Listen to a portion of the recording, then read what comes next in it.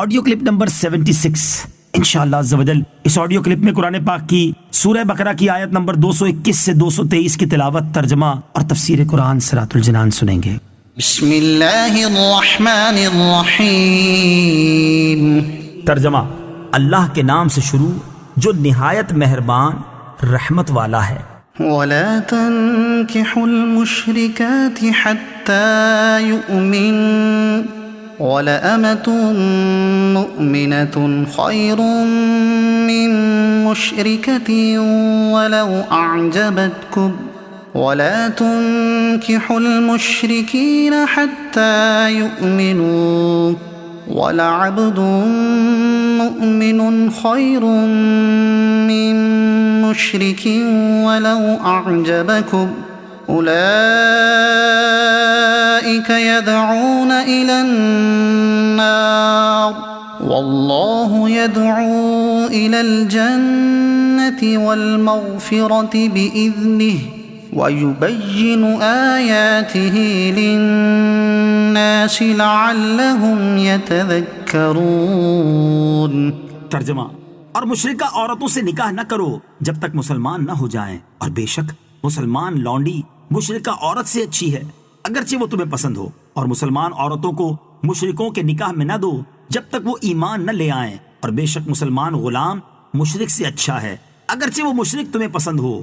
وہ دوزخ کی طرف بلاتے ہیں اور اللہ اپنے حکم سے جنت اور بخشش کی طرف بلاتا ہے، اور اپنی آیتیں لوگوں کے لیے بیان کرتا ہے تاکہ وہ نصیحت حاصل کریں۔ وَلَا تَنكِحُوا الْمُشْرِكَاتِ، اور مشرکہ عورتوں سے نکاح نہ کرو۔ تفسیر صراط الجنان میں ہے یہ آیت حضرت مرثد غنوی رضی اللہ تعالیٰ عنہ کے بارے میں نازل ہوئی۔ وہ ایک بہادر شخص تھے۔ سرکار دو عالم علیہ الصلوۃ والسلام نے انہیں مکہ مکرمہ روانہ فرمایا تاکہ وہاں سے کسی تدبیر کے ساتھ مسلمانوں کو نکال لائیں۔ وہاں اناک نامی ایک مشرکہ عورت تھی جو زمانے جاہلیت میں ان کے ساتھ محبت کرتی تھی۔ وہ حسین اور مالدار تھی۔ جب اس کو ان کے آنے کی خبر ہوئی تو وہ آپ کے پاس آئی اور اپنی طرف دعوت دی۔ آپ نے خوف الہی کی وجہ سے اس سے اعراض کیا اور فرمایا کہ اسلام اس کی اجازت نہیں دیتا۔ تب اس نے نکاح کی درخواست کی تو آپ نے فرمایا کہ یہ بھی رسول خدا صلی اللہ علیہ وسلم کی اجازت پر موقوف ہے۔ چنانچہ پھر اپنے کام سے فارغ ہو کر جب آپ نبی پاک علیہ الصلوۃ والسلام کی خدمت میں حاضر ہوئے تو صورتحال عرض کر کے نکاح کے متعلق دریافت کیا۔ اس پر یہ آیت نازل ہوئی اور فرمایا کہ مشرکہ عورتوں سے نکاح کی اجازت نہیں اگرچہ وہ تمہیں پسند ہوں۔ البتہ یہ یاد رہے کہ اہل کتاب یعنی یہودی عیسائی عورت سے نکاح کی اجازت ہے۔ اس کی تفصیل سورہ مائدہ آیت نمبر 5 میں آئے گی۔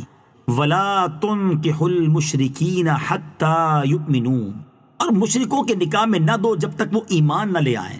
یہ عورت کے سرپرستوں سے خطاب ہے کہ اپنی مسلمان عورتوں کو مشرکوں کے نکاح میں نہ دو۔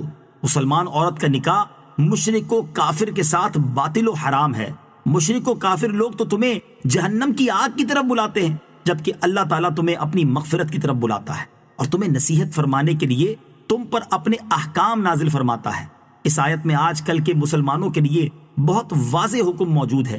انتہائی افسوس ہے کہ قرآن میں اتنی صراحت و وضاحت سے حکم آنے کے باوجود مسلمان لڑکوں میں مشرکہ لڑکیوں کے ساتھ اور یوں ہی کافر لڑکوں اور مسلمان لڑکیوں میں باہم شادیوں کا رجحان بڑھتا جا رہا ہے، خاص طور پر ان علاقوں میں جہاں کفار و مسلم اکٹھے رہتے ہیں۔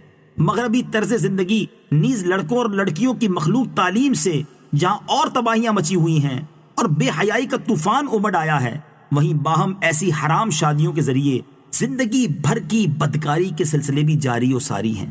اس تمام صورتحال کا وبال ان لڑکوں لڑکیوں پر بھی ہے جو اس میں ملوث ہیں، اور ان کے والدین پر بھی جو راضی خوشی اولاد کو اس جہنم میں جھونکتے ہیں، اور ان حکمرانوں اور صاحب اختیار پر بھی ہے جو ایسی تعلیم کو رواج دیتے ہیں یا باوجود قدرت اس کا انسداد کرنے کی کوشش نہیں کرتے۔ اور یوں ہی اس کا وبال ان نام نہاد جاہل دانشوروں، لبرلزم کے مریضوں اور دین دشمن قلم کاروں پر بھی ہے جو اس کی تائید و حمایت میں ورق سیاہ کرتے ہیں۔ وَيَسْأَلُونَكَ عَنِ الْمَحِيضِ قُلْ هُوَ أَذًى فَاعْتَزِلُوا النِّسَاءَ فِي الْمَحِيضِ وَلَا تَقْرَبُوهُنَّ حَتَّى يَطْهُرْنَ فَإِذَا تَطَهَّرْنَ فَأْتُوهُنَّ مِنْ حَيْثُ أَمَرَكُمُ اللَّهُ إن الله يحب التوابين ويحب المتطهرين. ترجمہ: اور تم سے حیض کے بارے میں پوچھتے ہیں، تم فرماؤ وہ ناپاکی ہے تو حیض کے دنوں میں عورتوں سے الگ رہو اور ان کے قریب نہ جاؤ جب تک پاک نہ ہو جائیں، پھر جب خوب پاک ہو جائیں تو ان کے پاس وہاں سے جاؤ جہاں سے تمہیں اللہ نے حکم دیا ہے، بے شک اللہ بہت توبہ کرنے والوں سے محبت فرماتا ہے اور خوب صاف ستھرے رہنے والوں کو پسند فرماتا ہے. وَيَسْأَلُونَكَ عَنِ الْمَحِيضِ. اور تم سے حیض کے بارے میں پوچھتے ہیں. شان نزول: عرب کے لوگ یہودیوں اور مجوسیوں کی طرح حیض والی عورتوں سے بہت نفرت کرتے تھے. ان کے ساتھ کھانا پینا، ایک مکان میں رہنا انہیں گوارا نہ تھا، بلکہ یہ شدت یہاں تک پہنچ گئی تھی کہ ان کی طرف دیکھنا اور ان سے کلام کرنا بھی حرام سمجھتے تھے، جبکہ عیسائیوں کا طرز عمل اس کے بالکل برعکس تھا. یعنی وہ ان دنوں میں عورتوں سے ملاپ میں بہت زیادہ مبالغہ کرتے تھے.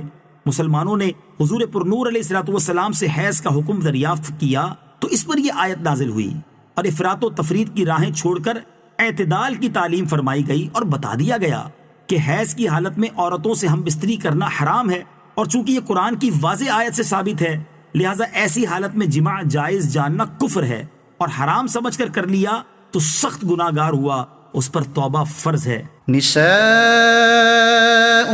حرث لكم فأتوا حرثكم أنا شئتم وقدموا لأنفسكم واتقوا الله واعلموا أنكم ملاقوه وبشر المؤمنين. ترجمہ: تمہاری عورتیں تمہارے لیے کھیتیاں ہیں، تو اپنی کھیتیوں میں جس طرح چاہو آؤ اور اپنے فائدے کا کام پہلے کرو اور اللہ سے ڈرتے رہو اور جان رکھو کہ تم اس سے ملنے والے ہو، اور اے حبیب ایمان والوں کو